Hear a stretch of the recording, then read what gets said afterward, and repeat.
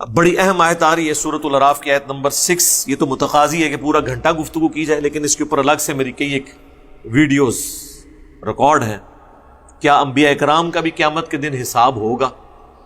ایک بھائی نے ڈرتے سوال بھیجا تھا میں چٹ کے اوپر کہ ہمارا تو حساب و کتاب ہونا ہے، کیا نبیوں سے بھی اللہ تعالیٰ پوچھے گا؟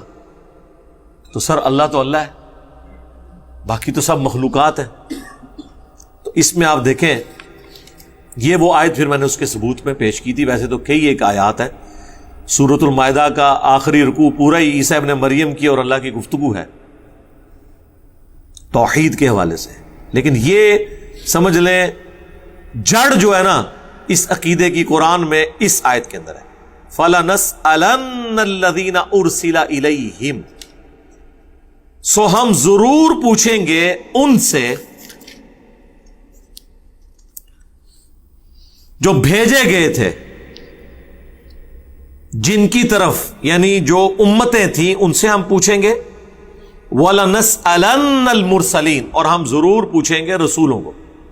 یعنی امتوں کی بھی جواب دہی ہوگی کہ تم نے پیغمبروں کی دعوت پہ لبیک کہا یا نہیں کہا، اور پیغمبروں سے بھی اللہ پوچھے گا کہ تم نے ہمارا پیغام پہنچایا یا نہیں پہنچایا.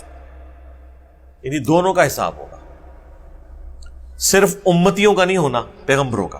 حالانکہ اللہ کو تو پتا ہے کہ پیغمبروں نے پہنچا دیا، امتوں نے قبول نہیں کیا سوائے چند ایک لوگوں کے، لیکن پھر بھی حساب و کتاب تو ہونا ہے. اور بلکہ انبیاء کرام نے پھر امتوں کے حق میں یا ان کے خلاف گواہی دینی ہے.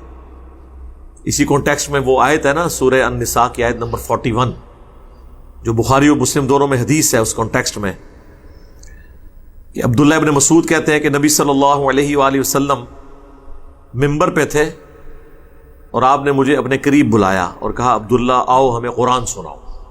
یہ حدیث بخاری میں بھی ہے مسلم میں بھی. تو کہتے ہیں میں نے عرض کیا اللہ کے نبی علیہ السلام قرآن تو آپ پہ نازل ہوا ہے، میں آپ کو قرآن سناؤں؟ تو آپ نے فرمایا مجھے دوسروں سے قرآن سن کر لطف آتا ہے. تو عبداللہ ابن مسعود رضی اللہ تعالیٰ عنہ کہتے ہیں کہ میں نے سورۃ النساء کی تلاوت شروع کی. آپ حضور علیہ السلام کا شوق دیکھیں،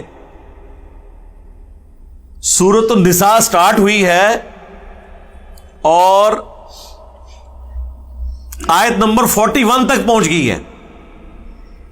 جب یہ آیت آئی نا فَكَيْفَ إِذَا جِئْنَا مِن كُلِّ أُمَّةٍ بِشَهِيدٍ، وہ کیسی کیفیت ہوگی، وہ کیا حال ہوگا جب ہم ہر امت میں سے ایک گواہ کو اٹھائیں گے، یعنی وقت کے پیغمبر کو.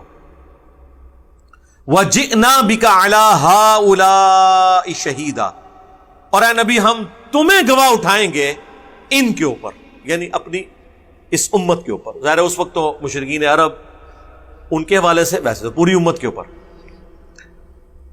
تو وہ کہتے ہیں جب میں اس آیت پہ پہنچا نا تو نبی علیہ السلام نے کہا عبداللہ بس کرو بس کرو.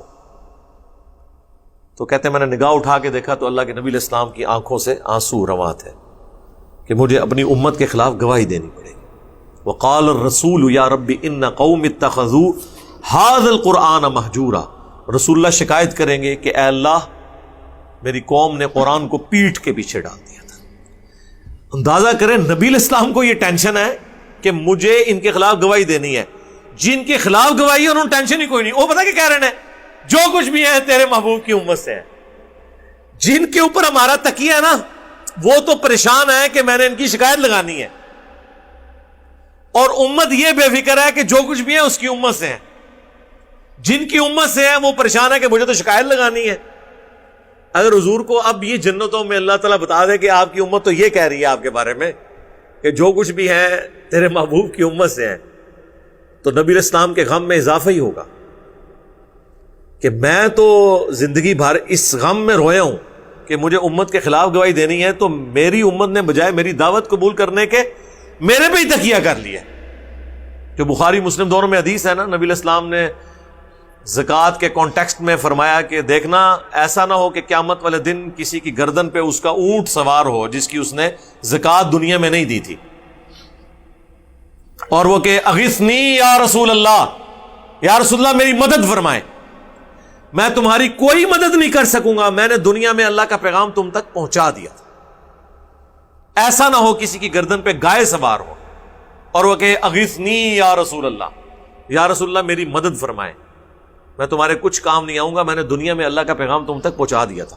پھر آپ علیہ السلام نے ایک ایک چیز گنوائی اس حوالے سے، اور یہ اغثنی یا رسول اللہ اس حدیث میں الفاظ ہیں جس کا بیج انجمن طلباء اسلام بریلویوں کی جماعت ATI، جس کی ابھی باقیات الصالحات وہ اسلامیہ یونیورسٹی بہاولپور میں رہ گئی ہے، باقی تو پورے ملک سے وہ ختم ہو چکی ہے، ہم بھی بچپن میں لگایا کرتے تھے اغثنی یا رسول اللہ، یا رسول اللہ میری مدد فرمائے۔ یہ پوری حدیث یہ ہے کہ جدو اسی کہیں گے نا تو اللہ نبی کہیں گے میں نے تیرے کوئی کام نہیں آنا، میں نے دنیا پیغام پہنچا دیا تھا۔ یعنی آپ دیکھیں بات جدھر یہ موجود ہے کچھ اور اس میں لکھا ہوا ہے، انہوں نے کچھ اور نکال لیا۔ بخاری اور مسلم دونوں میں حدیث ہے، اے میری بیٹی فاطمہ میرے مال سے جو کچھ لے لینا ہے وہ لے لو دنیا میں، آخرت میں اگر اللہ کے حضور پکڑی گئی تو میں تمہارے کچھ کام نہیں آؤں گا۔ بلکہ پوری حدیث تو اس طرح نبی علیہ السلام نے پہلے اپنے چچا کو کہا، پھر اپنی پھوپھی کو کہا، ایک ایک رشتہ دار کو۔ وہ سورہ الشعراء کی آیات نازل ہوئی نا کہ آپ اپنے قریبی رشتہ داروں کو ڈر سنائیے، رسول علیہ السلام نے کہا اے نبی کے چچا عباس میرے مال سے جو کچھ لینا ہے لے لے، اگر اللہ نے تجھے پکڑ لیا میں تیرے کچھ کام نہیں آؤں گا۔